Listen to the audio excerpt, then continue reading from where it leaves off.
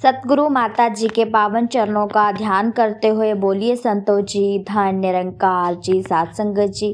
दासी स्वागत करती है आप सभी महापुरुषों का आपके ही अपने YouTube चैनल सच्ची गुरु भक्ति पर। तो साथ संगत जी, दासी आप जी के सामने आज फिर से एक नई प्रेरणादायक कहानी लेकर के आई है, योग्यता। तो साथ संगत जी, कैसे एक इंसान में योग्यता होती है आज हम ये जानेंगे। तो आओ चलते हैं इस कहानी की ओर। एक बार एक अमीर युगल कार से एक गांव जा रहा था।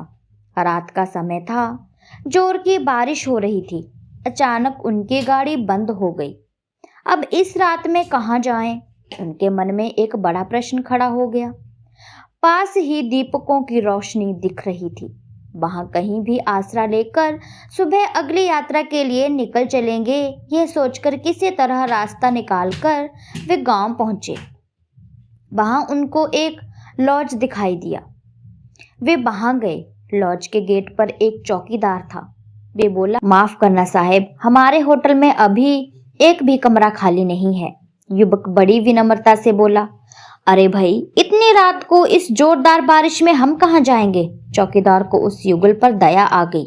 वह बोला, साहिब, चाहिए तो आप मेरे कमरे में ठहर सकते हैं, कमरा छोटा है पर आज की रात निकल जाएगी।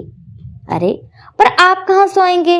मैं यहीं टेबल पर लेट जाऊंगा, आप मेरी चिंता ना करें। उस युगल ने चौकीदारी का आभार व्यक्त करते हुए उस कमरे में रात निकाली और सुबह उठकर वे अपने अगले गंतव्य स्थान को निकल पड़े। 10-15 दिन के बाद चौकीदार को पोस्ट से एक लिफाफा आया। उस अमीर युगल ने चौकीदार को टिकट भेजकर अपने हिल स्टेशन के बड़े होटल में बुला लिया। वहां पहुंचने के बाद उस चौकीदार को उन्होंने मैनेजर की नौकरी दे दी।